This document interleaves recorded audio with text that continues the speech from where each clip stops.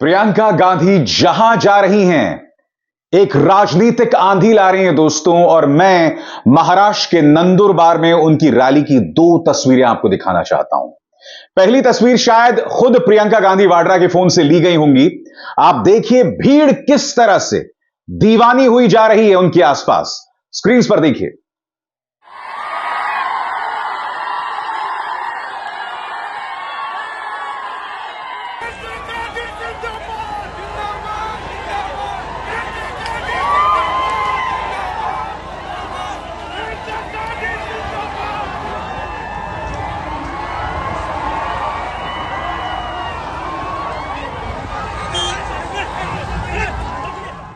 अब देखिए रैली का नजारा। रैली का नजारा देखिए किस तरह से भीड़ वहां पर उमड़ी पड़ी है और इसी भीड़ के बीच प्रियंका गांधी वाड्रा ने अपनी राजनीतिक दस्तक दी है। इस नजारे को देखिए।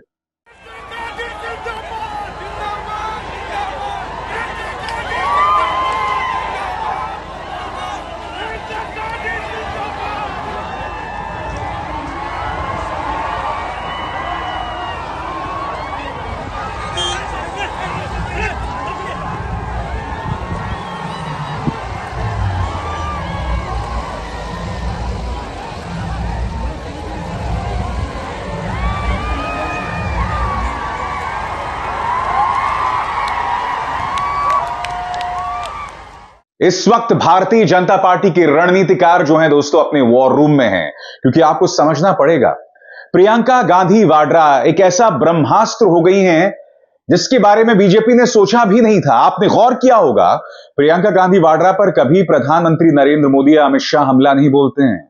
और प्रियंका गांधी वाड्रा चाहे वो सहारनपुर जाएं, झारखंड जाएं, मध्य प्रदेश जाएं या फिर महाराष्ट्र के नंदुरबार जाएं, उन्हें जो प्रतिक्रिया मिल रही है वो अप्रत्याशित है। और महाराष्ट्र से तो ये डबल दिक्कत है भाजपा के लिए।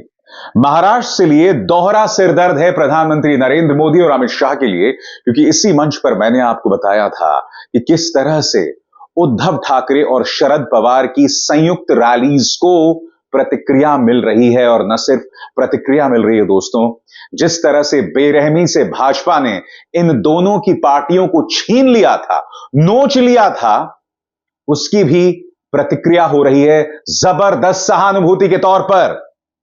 और ऐसे में प्रियंका गांधी वाड्रा पहुंचती है नंदुरबार महाराष्ट्र। आप जानते हैं सबसे दिलचस्प बात क्या है?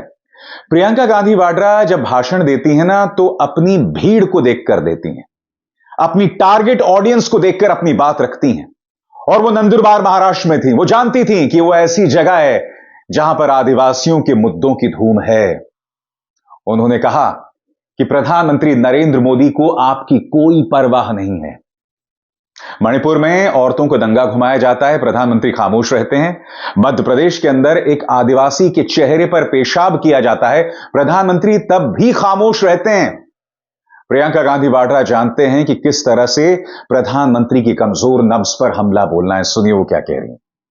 बड़े से बड़ा नेता प्रधानमंत्री मोदी जी जितने बड़े नेता और उनके सारे मंत्री चुप रहे हैं। आपने मणिपुर में देखा होगा एक महिला के साथ बहुत अत्याचार हुआ, उनको निर्वस्त्र करके सबके सामने लाया गया, वहां बहुत मौतें हुई, घर जलाए गए, लोग लड़े एक दूसरे से, लेकिन हमारे प्रधानमंत्री चुप रहे। अत्याचार हुआ, उन्होंने रोकने के लिए एक उंगली नहीं उठाई, कुछ नहीं किया।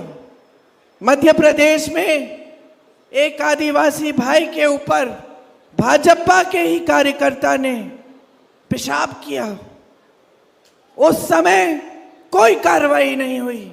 वीडियो बना, पूरे देश भर में वायरल हुआ, भाजपा के नेताओं ने कुछ बोला भी नहीं। बाद में चुनाव आने लगा तो उस समय भाजपा के नेता उसके घर गए और उससे माफी मांगी, लेकिन जब तक चुनाव आया तब तक कोई कार्रवाई नहीं की थी। ये है इनकी सच्चाई। प्रियंका कहती हैं ये देश गांधी का है, ये देश नेहरू का है। और नेहरू और गांधी में इस तरह की संवेदना थी कि वो जब भी कुछ करते थे तो जनता के हितों को देखते थे। आदिवासियों के हितों को देखते थे, मगर प्रधानमंत्री को आपकी संस्कृति, आपकी सोच, भाजपा को आपकी सोच, आपकी संस्कृति, आपके रहन सहन से कोई मतलब नहीं है। सुनिए प्रियंका किस तरह से हमला बोलती हैं।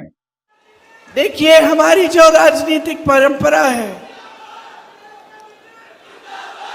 हमारी जो राजनीतिक परंपरा है कांग्रेस पार्टी की, उसकी नींव महात्मा गांधी जी ने डाली। महात्मा गांधी जी ने क्या कहा था कि सत्य के पथ पर चलना है, और उसी पथ पे चलते चलते कांग्रेस के सब नेताओं ने, जितने भी महान नेता रहे हैं, ये सीखा कि लोकतंत्र में जनता सर्वोपरि होती है, कि हमारा काम है, हमारा धर्म है आपकी सेवा करना, हमारा दायित्व है कि हम आपके बीच आए और ये समझें कि आपका जीवन क्या है। लेकिन भाजपा की एक विपरीत विचारधारा है। उनकी विचारधारा आपकी संस्कृति को समझती नहीं है, आदर नहीं करती।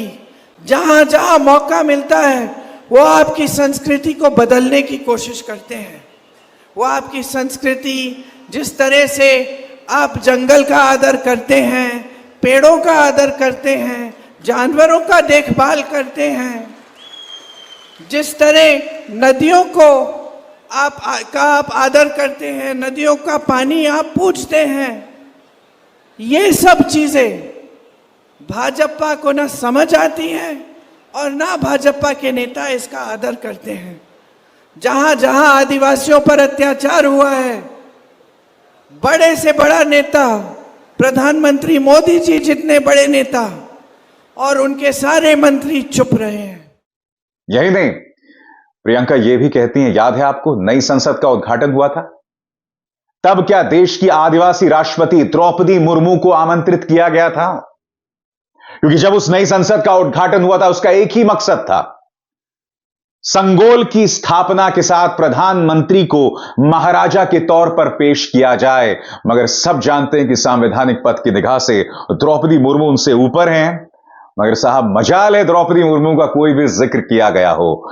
इसी बात पर प्रियंका गांधी हमला बोलती हैं। सुनिए उन्होंने क्या कहा।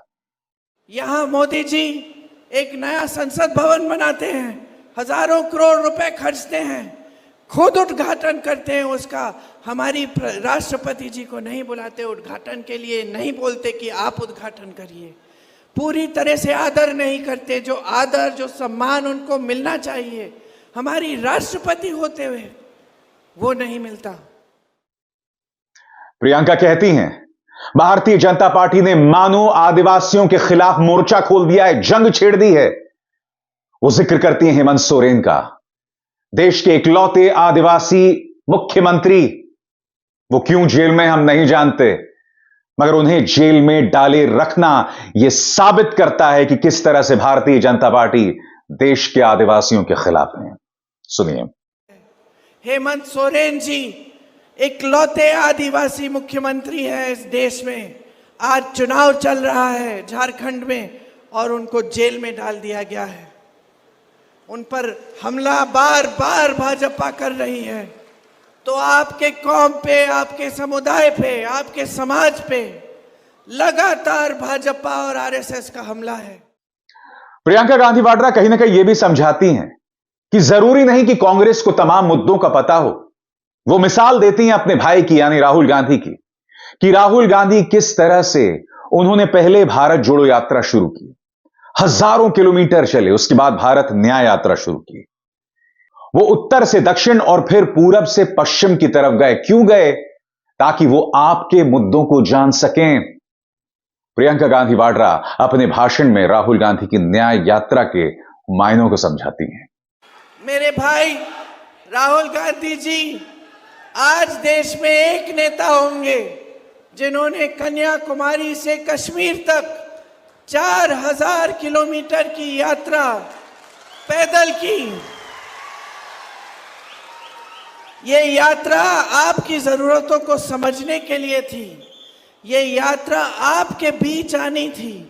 शायद ही कोई ऐसा नेता होगा हमारे देश में जो आपकी समस्याओं को समझने के लिए, आपसे मिलने के लिए 4000 किलोमीटर पैदल चला हो, 4 महीनों तक चला और उसके बाद एक और यात्रा निकाली मणिपुर से मुंबई तक, कुल 8000 किलोमीटर आपके बीच आने के लिए, आपसे मिलने के लिए, आपके दुखों को समझने के लिए, आपकी कठिनाइयों को समझने के लिए।